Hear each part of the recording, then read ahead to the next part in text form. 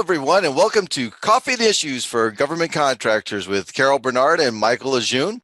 We're going to go ahead and jump right into our very first episode here, and I'm going to welcome my partner here today, Mr. Michael Lejeune. Welcome, Michael.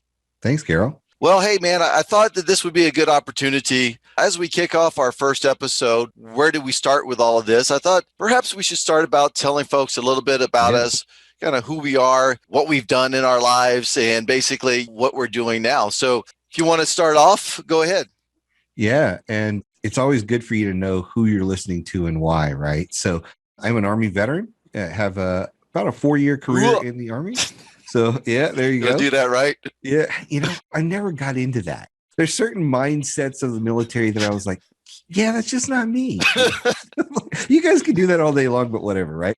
And I'll show my excitement another way. It's like the one word answer for everything. So anyway, as being Cajun, right? So you and I are both from Louisiana, about an hour that's apart. something that we have in common. Yeah, something we have in common. We don't sound like we're from there. I don't know about you, but the TV was kind of my babysitter as a kid. So I don't sound like a Cajun, but I can cook Cajun. So it's a little bit about my background, right? Army veteran, Cajun, lived a bunch of my life in Louisiana. Then when I got out of the military, I got into government contracting. I first worked in a government contractor. Then I went from an engineering role into sales, business development, running companies, growing companies, that sort of thing. And then actually got out of government for a while and went into the commercial market and did a lot of business coaching and training under Tony Robbins in their business coaching division. And then my partner Josh and I hooked back up. We had met almost 20 years ago in a government contracting business. And then about 7 years ago, we reconnected with RSM Federal, and I've been doing that for the last 7+ years. And we primarily work with government contractors to help them understand and navigate government issues and how to win contracts. So today, I not only do some of the coaching and consulting, I manage our Federal Access Program, which is our knowledge base of tools, as well as our other coaches. And I run our podcast, Game Changers for Government Contractors. And then the other thing I kind of do over here is I'm more of like a subject matter expert in branding experts. And so I'm writing books and publishing those books and helping others with that kind of stuff as they try to brand their company as an expert in whatever industry they're in. So that's a little bit about me.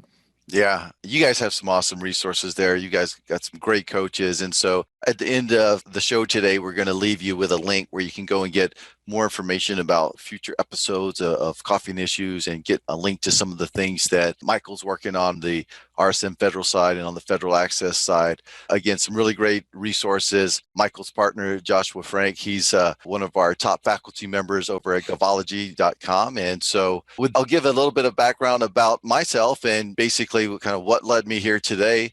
So I actually worked on the buyer side of the government marketplace. So I got my start in the acquisition community of the U.S. Navy. So we don't really have a battle cry unless you're a SEAL, and then they have their own one. Yeah, man. So I did about 13 years active duty. When I came off of active duty, I landed in Vancouver, Washington. I was stationed in Australia before that, which was a pretty cool experience. But like Michael, I'm from Louisiana originally. So we should call this maybe like the Raging Cajun podcast for government contractors. Maybe it should be Crawfish and Issues. That's right. Oh, that would be great. Yeah, definitely, man. Don't get me thinking about crawfish too much. You throw me off.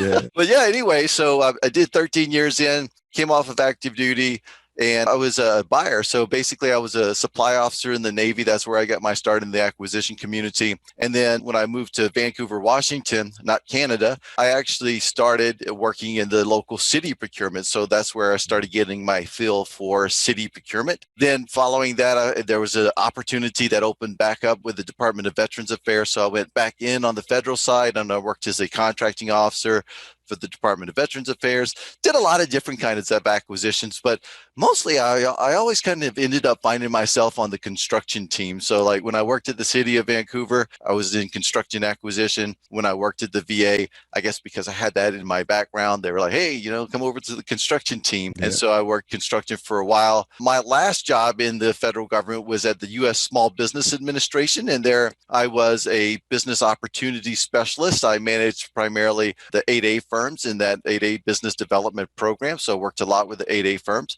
But I was also the primary Veterans Business Development Officer, primary Hub Zone liaison, and whatever else they wanted to throw at me. Primary, like, go get me a coffee kind of person. But those are not really relevant to this conversation. But basically, when I was back at the SBA, this was also about the point in time where we went through our last big recession back in like 2009 time frame. And I saw really two interesting things. On one side, when I was in the government and they were putting out a lot of stimulus dollars, the contractors who were having the best years of their lives. In fact, we were pushing so many work to the ones that we did business with, they were like, I can't take no more work. So we were having a problem trying to find contractors to actually get all the work done during those years, while at the same time I switched over into the SBA, and it was a much darker picture. A lot of businesses that weren't involved with the government marketplace were going bankrupt. They were all rushing in because they saw the spin that was happening here, and it's pretty consistent spin at all times. But basically,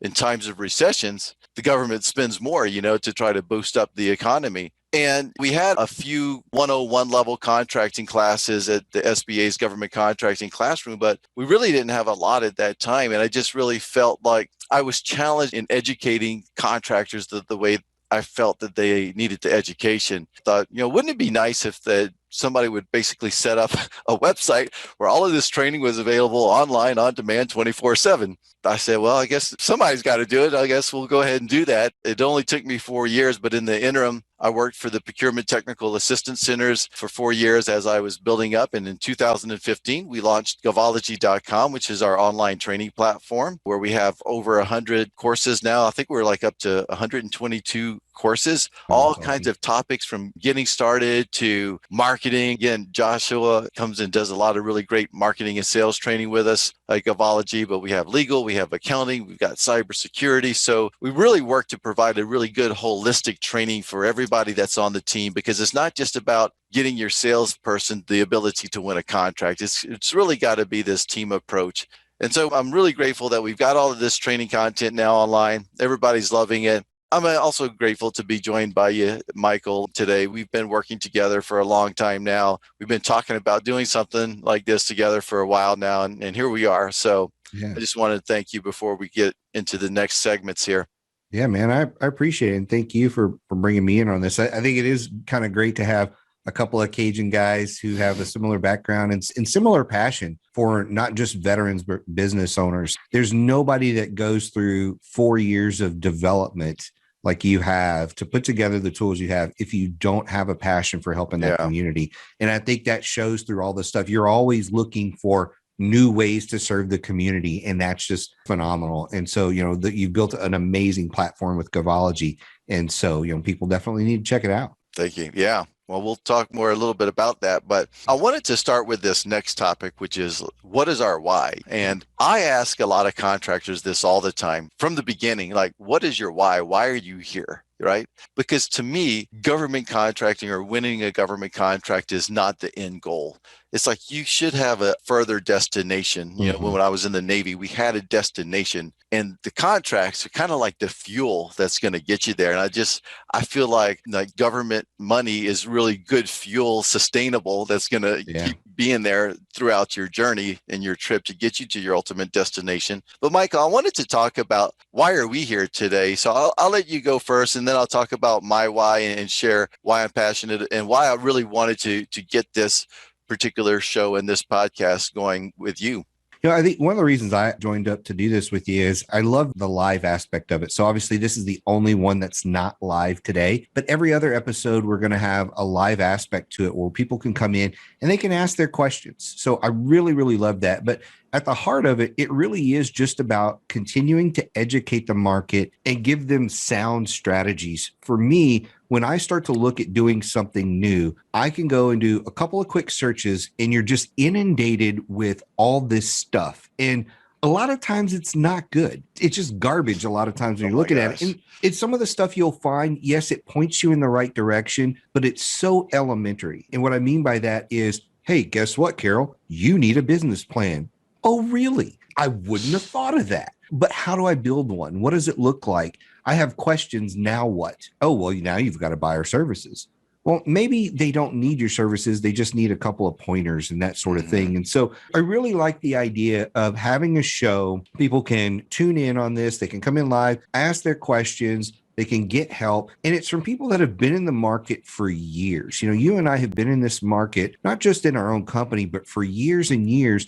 And we've seen what works and what doesn't. So you can get advice that isn't what I would consider classroom from a professor. We haven't just been teaching this stuff, we've been doing it. And so you get what the stuff that really, really helps people. And that's something that's really big for me, just helping this community. Yeah. Hey, thank you. And absolutely the same here, I mean, obviously, typically when people do a podcast, they want some visibility out there. And yeah, I'd love to get visibility and let more people know about who Govology is out there, because I really do think that we can save people a lot of time and headache. But really my primary motivation to this was just to give back as well. I really felt like we've been grateful for just such good partners, like, as I mentioned, like yourself, Josh, and all the other partners that we've had, all the great clients that we've had, the students, and being here 5 years into it now. I just really felt grateful to be in this place. And I wanted to really have a forum that I could just give back, just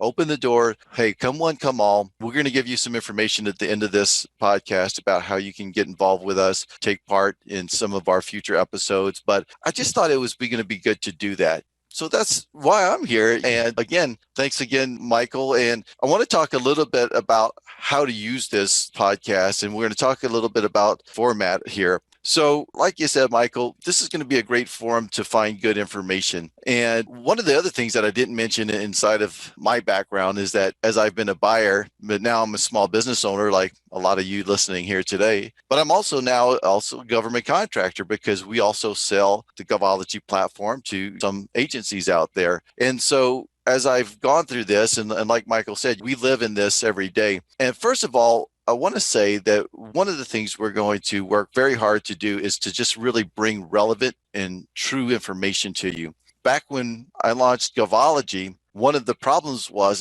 that there was not enough really information online. It's like if you went to look for it, like the first time I actually went and took 4 podcasts, it was like $500, like back in 2010, just for 4. Wow.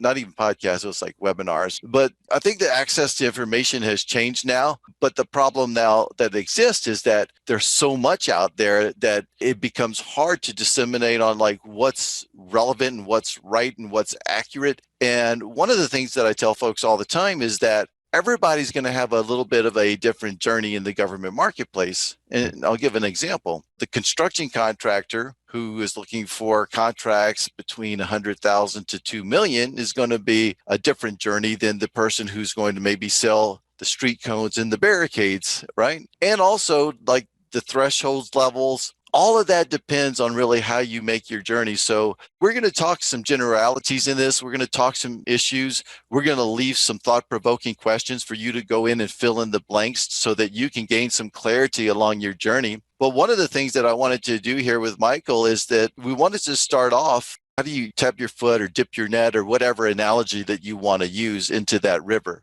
Right. And some of that might be indirect, even subcontracting. So if you're a subcontractor under a government market opportunity with another prime or a grantor who has the grant, that is still for you a government market opportunity because it's flowing down from that river of money that's spent by the government.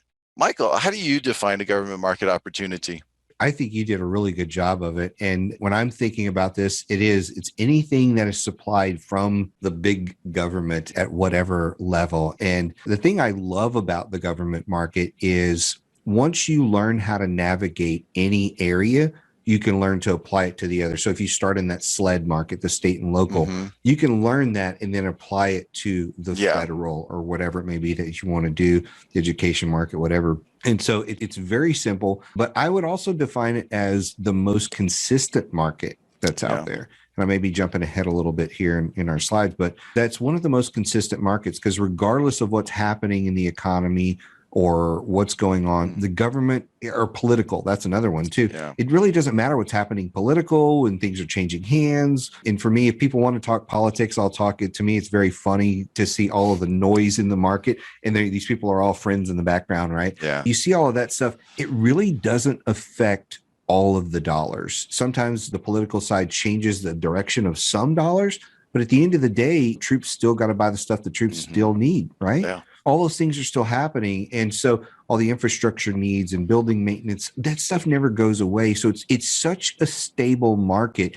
And to me, the other thing that I like about the government market is it's the only market where everything is open to the public. So like if you want to sell to the commercial market, which is everything else, right? So like, and you want to sell to big companies like IBM and Microsoft and Apple and all those places, you're not going to find a procurement website where you can go on and register and get notified when they have a need. Like you don't, there's none of that. It's so difficult to navigate the commercial market. Some of it may be faster, but it's difficult.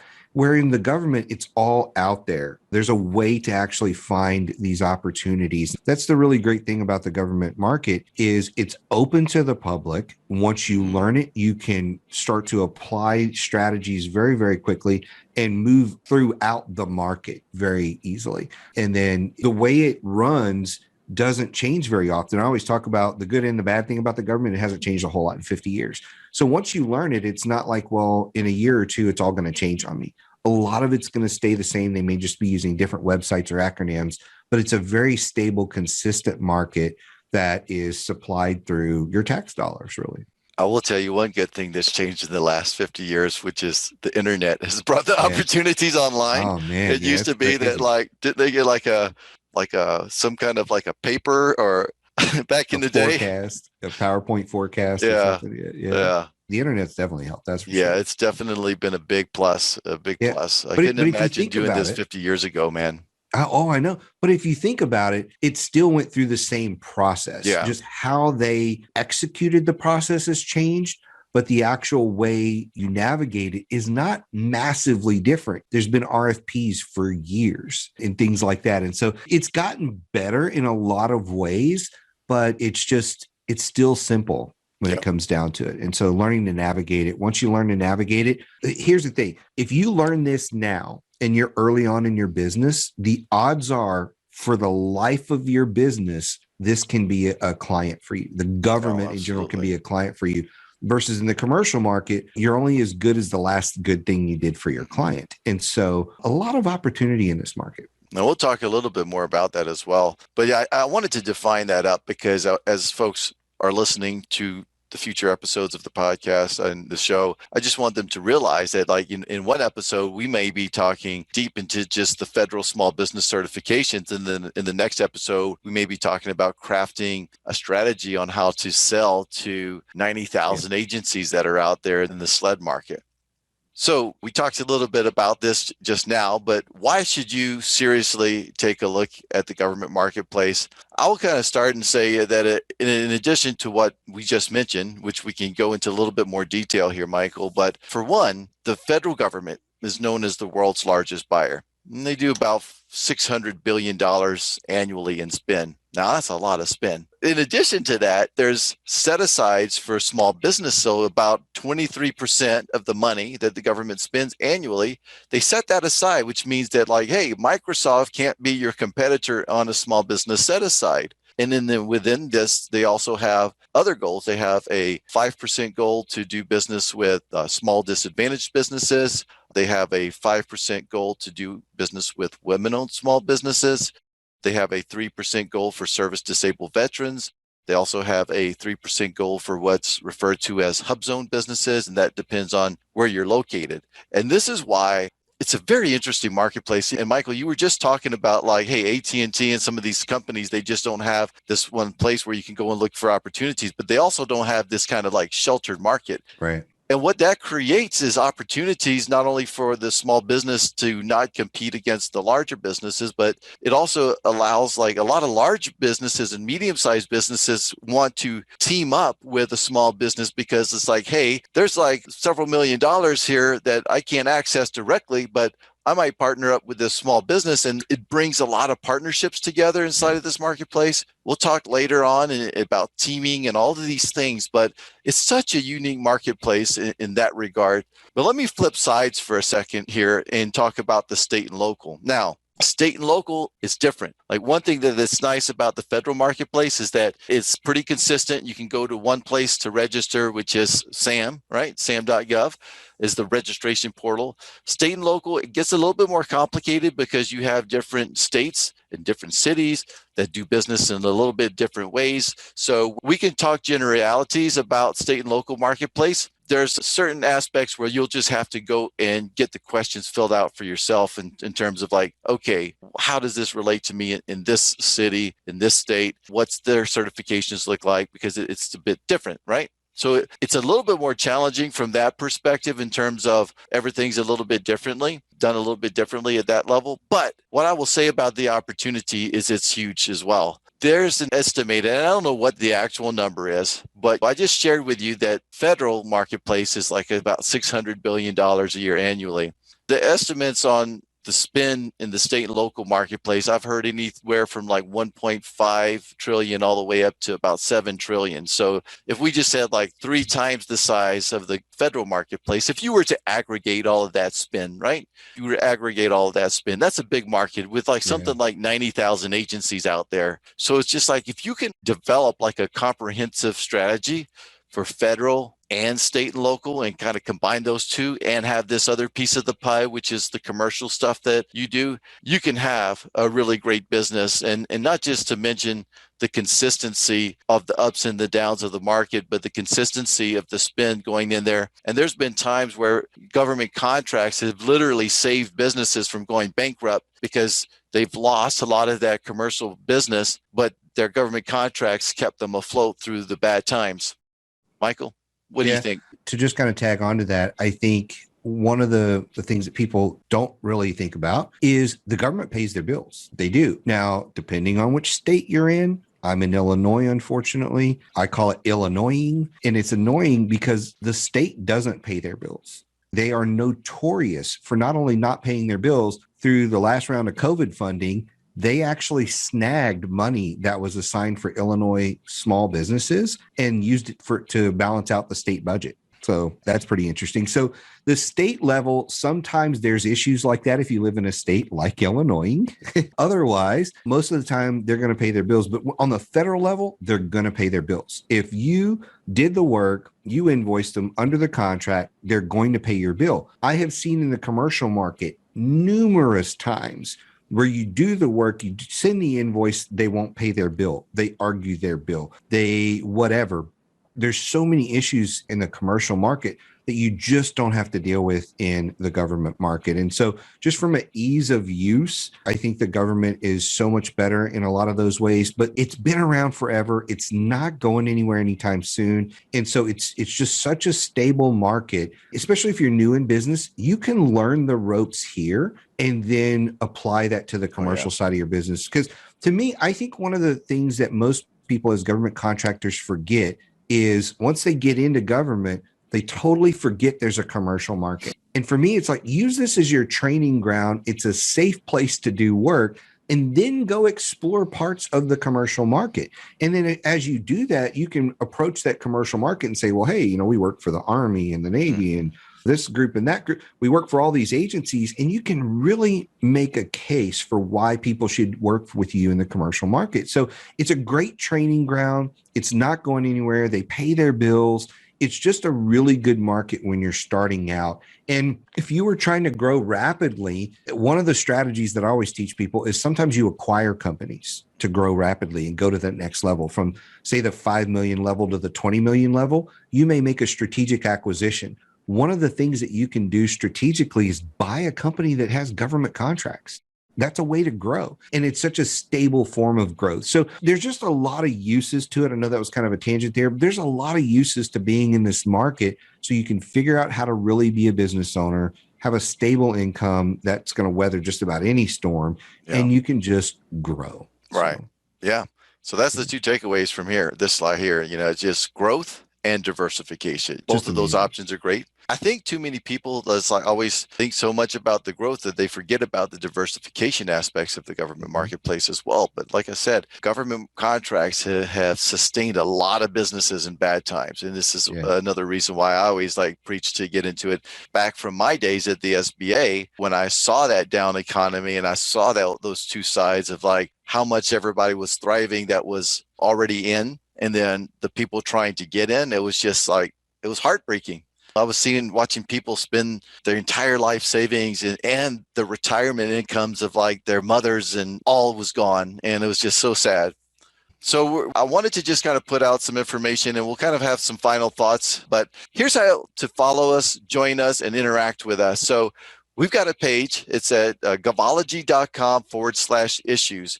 If you go to gavology.com/issues, that's going to give you a lot of information about how to connect with us. If you want to join us on an upcoming episode, if you want to submit an issue, if you want to find out, oh, hey, where are we posting these episodes on YouTube and on Facebook? We'll put some links over to Federal Access, which is the platform that Michael runs, so you guys can get some information on that. Again, a really great platform.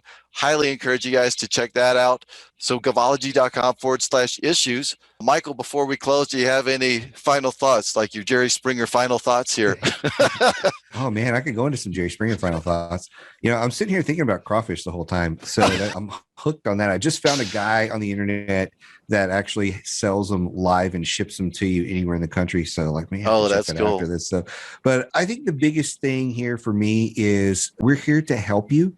And so please send in your questions, comments, things like that. Tune in when you can. I think you're going to get the most out of it by participating. So I really want to encourage anybody who's listening to this to do that. And just be prepared to have a little bit of fun with it. This is not meant to be a stuffy suit and tie podcast. That's not how this is going to be. We're going to have a little bit of fun. We're going to talk about some different things and probably take some tangents here and there, Yeah. but we're going to enjoy it along the way. And it's just going to be a great time for everybody that gets involved. And if you can't make it, send in your questions and that kind of stuff. We want to help you. Yeah. We don't want to just keep spewing information out there. We want it to be very interactive with you. And so I look forward to it. It's going to be a lot of fun, man. Yeah, man. And it's kind of funny because I say that there's 4 ways that every government contracting question can be answered. Yes, no, it depends, or there is no answer. So we're willing to take on any question, and we'll have one of those 4 answers for you. But what we really want to do as well is kind of get you to the right place between the two of us. I mean, we just have so many people that we're connected with. We know everybody. Yeah, it's like if there's an answer, we're going to get it answered for you. If there is no answer, we'll tell you that. And so, Yeah. Michael, hey, man, thanks for joining me on this. And again, I'm really looking forward to the future episodes. I'm looking forward to hearing from the folks that's going to join us in those. And yeah, we're going to have a lot of fun. It's just going to be totally unscripted and off the cuff and just ready for anything to come our way. Sounds good, man. Thanks for having me on here. I appreciate it. All right. Hey, thanks. And we will see everyone on the next episode. So again, until next time, gavology.com/issues is where you're going to go and check us out and get more information on how to connect with us and how to follow us. So thank you for tuning in, and we'll see you next time.